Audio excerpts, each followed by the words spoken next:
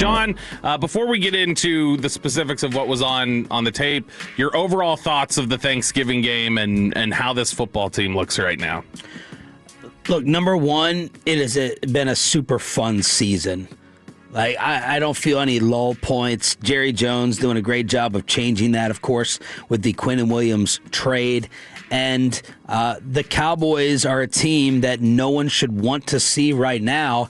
And I picked the Cowboys to win last week before we had the holiday break. And I bet on the Cowboys to win straight up as well. So what happened did not surprise me. I agreed with you, even though they were down 21-0 against Philadelphia. I didn't feel like the game was like totally over.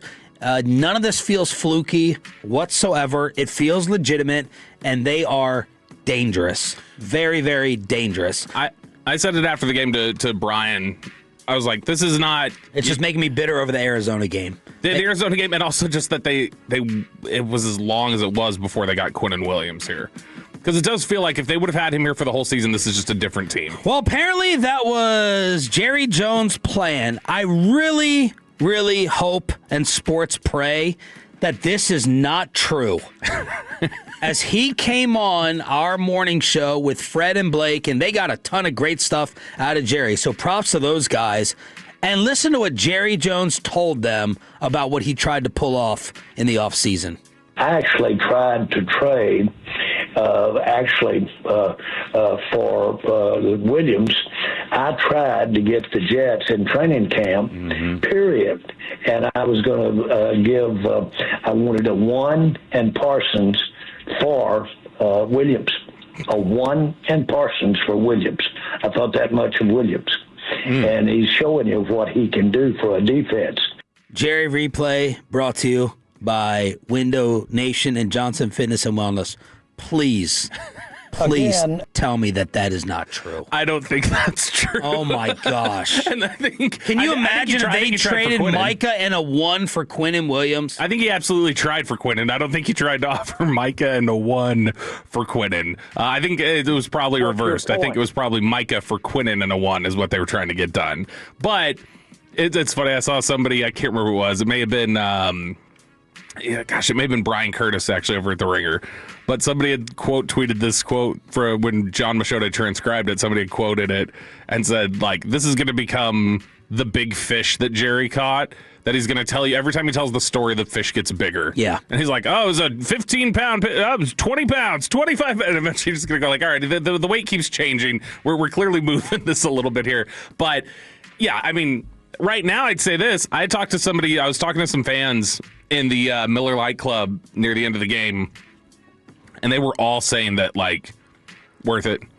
Micah trade was worth it now. If the Micah trade flips me and gets me this dude who's just wrecking shop. Well, Micah balled out on Thanksgiving, too. Yeah, and to see Clarence Hill, he was up there in the press box, and he was, like, pointing up the screen. He goes, that guy, he's no good. Can't do anything with him, can you? I was like, it's balancing. Quinnen's been pretty good. We came back with the CeeDee Lamb clip. I'll ask the second question in post-hunt clarity. Is the CeeDee Lamb problem and issue solved? 7 for 112, 16 a catch. Someone had told me he was going to get involved early on. That's why I went right to underdog and cashed that in very quickly. Had a touchdown, a 51-yarder as well, 9 targets, 7 catches. Is the CeeDee issue and worry over? I think so, and I think in general... I don't think so yet. I'll say this. I think it's over in terms of just... It'll be what it's always been, which is occasionally something will pop up, and a few days later he goes, I shouldn't have done that. And then he comes out and he plays well the next time. Well, I'm not even talking about him off the field. I'm talking about the drops, the concerns about him as a player. I'm not that worried about still the links that he has to go leadership wise. To me, it's not totally solved yet. It's going to have to be a big time moment. It's going to have to happen against Philadelphia again. I'm going to have to be convinced that in that spot, and specifically against that team, he can come through in the clutch. But he's still a legit, true number one receiver. I had the bet with RJ that he wouldn't go. I think it was over $120 or $125. I said he'd do that twice before the end of the season, and RJ, put on his George Pickens hat to say that would not happen. He ended up with 112, but I have no doubt that CeeDee Lamb is a true stud one. Yeah, I'm just a little bit worried about him in those moments because it would be in my head. Yeah, if you want to take out the Bears game, which he played however many snaps he played, 6 before he rolled his ankle? His worst game he's played this year was against the Raiders, where he had 5 for 66 and a touchdown. That's been his worst output this year. So, it's just he hasn't had any crazy 180-yard games, but his games this year have been 110 yards, 112, 110, 74, 85, 66, 75, 112. If you pace that out over 17 games, which obviously he's not going to get to this year, that's a 1,400-yard season. If you pace out Pickens to 17 games right now, he's at 1,600 yards. They are a real dynamic threat with each other. And Jerry Jones, with the replay on 105.3 The Fan, talked about having 2 number ones. Well, I'm going to answer your question by saying I agree with everything you just said. And, we do have 2 number ones. And that really is problematic. They had their best one on, I think they had the best one on Lamb yesterday, and he showed out. So now, like anybody, he was thinking about running before he's catching his ball, for instance. So we all have to refine where we've gotten a little lax. So I'm so proud that he had the day he had. But obviously, Pickens is such a threat that it demands both of them being looked at. Well, hello, what ends up happening? Some other players get in the middle of it. Mm-hmm. Our tight ends get in the middle of it. Our slot receiver gets Turpin comes in big. And let me say this while I'm talking about Turpin. That fumble recovery is as big a play that was huge as I've seen in years a player made. And, boy, he will go up in there, as we all know. Cowboys tried twice to give that away. Oh, gosh. Twice. That looked like it was happening in slow motion, the Pickens fumble. When he fumbled that ball and we're watching the scramble for it, it was a little bit, you've seen Remember the Titans. You ever seen Remember the Titans? You've got that moment where there was a fumble and Petey had to jump on it, and everybody's just like, "Oh my gosh, the guy with the worst hands on the team has to recover this fumble right now." And that's exactly what it felt like. But as that ball was bouncing around, I felt like I went through a million thoughts in my head of how is this going to be reacted to if they lose this game because Pickens fumbled? How does Pickens, how do people talk about him, work with him? In fact, let's just, we can take Pickens in post-clarity here. He was okay in this game. This was not one of his more dominant performances. I know it didn't feel like that live. It didn't look like it on tape either. Just not the game that you were expecting from him. He was missing for the first 2 plays of the game. Could have been matchup based if you ask George, I guess. Is there anything to make of that? Probably a little something, yeah. I think that he's just... How many times throughout the year, you think... I mean, there's nothing formation or package-wise that would justify him not being out there for the first 2 plays. No way. Right? No, right? You don't trade the 3rd-round pick for him. You don't have him perform the way he does. Yeah. And then think oh, yeah, there's no chance you want him out there to start the game. Yeah, he's clearly just... There's an example being made. I don't think it harms them the way Choppy was in here melting down about a couple weeks ago. It's 2 plays that he misses. I think more it's a very public example of hey, this is letting everybody know maybe you're not doing what you're supposed to. I don't think it was public at all. No one gives a rip. And I asked you if anyone asked about it, how many people noticed. I tweeted I was hearing something before the game, and I'll really go into it if it happens. Well, I was expecting a first drive benching. Mm-hmm. But it was only 2 plays. And then other people were thinking I was referring to Deron Bland. What happened with Bland? Is he not out there during it? Yeah, some people were saying, Deron Bland is not out there. Bland was hobbled at a couple different points where they had to, he's been banged up. I know Bland has sat some plays because of just flat out he's been hurt. And there are times where he is a matchup basis where at corner they are going to take you off the field more as a matchup guy. And so there are times where he'll get pulled out for that sort of thing. I would buy that. Bland is not, if you want to talk about just perfect players from the standpoint of how a coach would view your participation, your effort, how frequently you're on time, all those sort of things. Bland is like perfect Boy Scout, I think, to a lot of coaches. And so he would be the last person I would ever anticipate would get in trouble for something. I'll say this about Pickens, and we'll get into it more in the offseason with the decision to franchise tag him, sign him, let him go, whatever it is. I would kill to know what Schottenheimer is telling Jerry and Steven about how George has been conducting himself throughout the year in terms of being on time, coming to the meetings, his demeanor behind the scenes. I know what Dak has been saying. I know what Jerry has been saying. I wonder how much Pickens is challenging Brian Schottenheimer to treat everyone equally and fairly. Somebody had...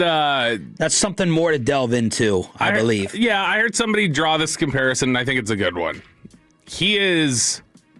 George Pickens is like the class clown, who it's like students think he's funny and students like him, and teachers just think at times like you can be kind of a pain in my ass. Yeah. But ultimately it's kind of like you. Yeah, exactly like me. Is that a little bit less like when they look at it? I don't think they think at the end of the day this is detrimental to winning, like the sort of ways that he's a pain. It's more just for the sake of Dez. Years ago, I mean, I don't even think it's even the levels that Dez caused at times. But Dez, you remember, Dez was like chronically late, and there were Shotty's referenced that in press conferences. Said, yeah, we've had some issues with him being on time. Like has said that before. So I think that when you see that stories of stuff with Pickens, it's more just about just tidiness. Like, come on, don't be late. Don't have this issue. And it's not so much something that they can't get past. I think that that's the bigger thing. All right, let's talk about some of these other guys on defense specifically. Quinnen Williams was out of the 3 games he's played so far, this was the least impactful in terms of just him making big-time splash plays. But he's still so freaking good. And the way that he draws so much attention to himself, it has made Osa Odigizua like all-pro level the last few weeks. He is playing out of his mind. He had the big sack against Philadelphia, late against Jalen Hurts.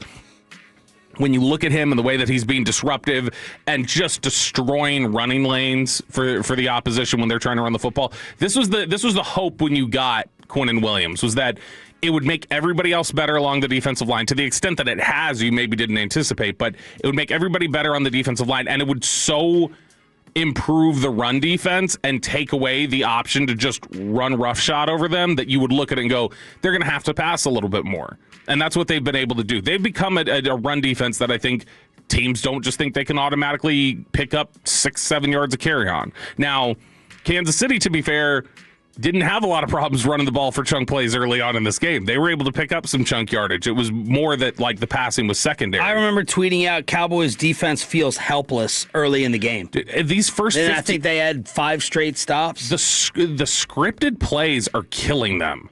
If you look at the scripted plays in the first quarter, it'd be nice if they played from ahead once in a while. Yeah, and because these first 3 games, you remember even against the Raiders, they were down against the Raiders at the end of the first quarter. They were allowing what felt like chunk plays early on in the first quarter against the Raiders. If you look at the drives in the first quarter, they've had 7 since the Quinnen Williams trade, 7 defensive drives. They've allowed scores on 6 of them. They've gotten 1 stop on 7 first-quarter drives against the Eagles, Chiefs, and Raiders. That's completely shifted now to where when they get into the second quarter, they have been nails. They have been so good. I think that it's been 6 scoring drives. They've allowed 6 scoring drives in the second through fourth quarter after allowing 6 in the first. So they generally lock in once they get outside the script. But Osa and Quinnen together, specifically, Quinnen has helped a bunch of different guys. Osa's the guy that he's helped the most. That's the thing that has freed him up the most to be able to play his game and do what he wants to do. Post.clarity here on 105.3 The Fan. Javon Clowney, awesome performance from him in this game. Wow. And he was banged up. He was walking off the field. He was a little hobbled. I don't think he wasn't out there at practice yesterday, but he was looking a little hobbled, so that's a little bit of a concern. But you want to talk about, I think Brian Baldinger said it. He's like, Clowney's just showing you he's the mercenary. And he's going to come in and he's going to just be important to your defense regardless of who he is, who he's lining up against. Poor man's Revis up front. Yeah, that's it. It's exactly the comp, is that he comes in here and he does damage. And he's been so strong for them in the running game. He's starting to pick up as a pass rusher for them. And he had 2 sacks in this game. A little bit of, I don't want to say they're total coverage sacks, but they were definitely motor sacks for him. It wasn't just like him winning off the line and getting a 2.5 sack. But, man, he's been so good for them, so positive. And then if you want to look at the other side of the trenches. Well, let's get Jerry Jones bragging about this defense with the replay brought to you by Window Nation and Johnson Fitness and Wellness. Now, we've changed defensive coordinators now 3 times in 3 years. That doesn't work. I'm going to tell you. Those players can't be thinking about what they're going to do. That's like thinking about breathing. You can't do that and live life. That's got to be that's just got to be there. Well, that was there early for us, and it's been there early. It was there for Zimmer last year on evolving into everybody counting on each other and relying on each other. That's a big thing in these defenses. Got to know the other guy's going to get his job done so you can have confidence to get yours. So you knew that was going to have growing pains when we came through with another change. Eberflus is an outstanding coach, and make no mistake about it. But he would be the first to tell you that in relying on his, let's say, his system, which he's got several systems. He can play it any way you want to play it, really. But he was relying on guys knowing what everybody was depending on them doing, and, of course, that was shaky. And then, very candidly, we had guys on the field last night that about 5 of them that weren't to be found in our first 6, 7, 8 ball games. Mm-hmm. The great Brian Broadus just texted, man versus zone coverage since the trade. Vegas, they were 90% zone. Philly, 90% zone. Kansas City, 60% zone, 40% man, with Trayvon Diggs on the way. Yeah, and some of that still is, and Brian knows this, we've talked about this, some of that too is going to be, it'll look like man, but it may still be zone coverage depending on what they're doing, and there's limitations to how much you can know, how much they've been in there. But it's clear they have not, Eberflus didn't just go into the bye week and go, oh yeah, we're going to just run more man coverage now. There was actually, it's felt like a greater commitment to zone since then. And then a lot of it is going to be matchup based depending on who you're going up against. Last note here in post.clarity, Tyler Booker was phenomenal in this game, and the combo of him and Beebe working together is working really, really well. Getting Cooper Beebe back has been big. I really admire Brock Hoffman. I admire the way that he approaches the game, his toughness, the kind of edge that he plays with. Cooper Beebe, they're just so much better with him out there. And so I think that on the interior right now, you're getting a good, strong representation with obviously Tyler Smith, but the way that Beebe and Booker are playing together, they're both playing really well. And Booker at this point, I think this season has been more consistent than Tyler Smith at guard. Per PFF, Cowboys offensive line against Kansas City. Beebe allowed 2 pressures. Tyler allowed 2 pressures. Nate Thomas, Bobby's trying to jump in front of that train. 1 pressure allowed. Steele, 1 pressure. Booker, 1 pressure. So 7 pressures total over 39 pass block snaps, 0 sacks. Outstanding game by the group. Yeah, Thomas was much better in pass protection than he's been the couple times he's been asked to step in there. Run blocking was still a little bit of a challenge for him, but it's nice to have a potentially competent swing tackle is how I look at Nathan Thomas. Dak was blitzed on 48% of his dropbacks, a season high.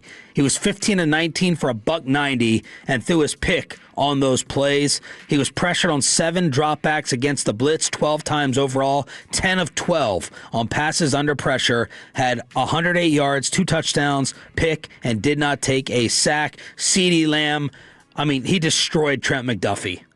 And that does not happen often. He caught 4 of his 5 balls against McDuffie. Those catches went for 44 yards and his touchdown, and he drew 3 PIs for 50 yards against McDuffie as well. And Pickens, you say a ho-hum game, he still had 88 yards, 5 for 7, 85 when going up against Jalen Watson. Pickens was pressed by Watson on all the targets.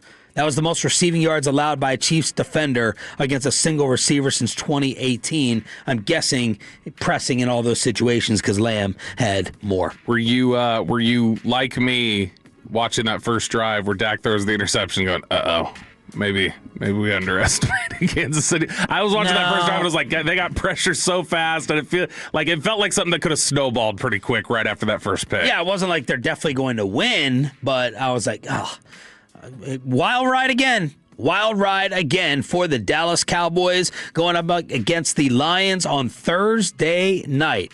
One last thing, something that we got to figure out the answer to. They did not. They essentially benched Logan Wilson for a large stretch of this game. Oh. And I can't totally figure out why.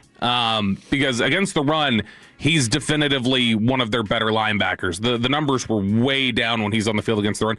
He got credited with 5 targets in this game, 5 receptions allowed, 66 yards and a touchdown, which is not good, obviously. But Kenneth Murray got beat in the Kelsey, I think it was the Kelsey touchdown, where it's like, he was clearly in position, just made a boneheaded play. So they felt better about Murray for a lot of this game. He was in there for a good chunk of this game while Logan Wilson was standing on the sideline holding his helmet.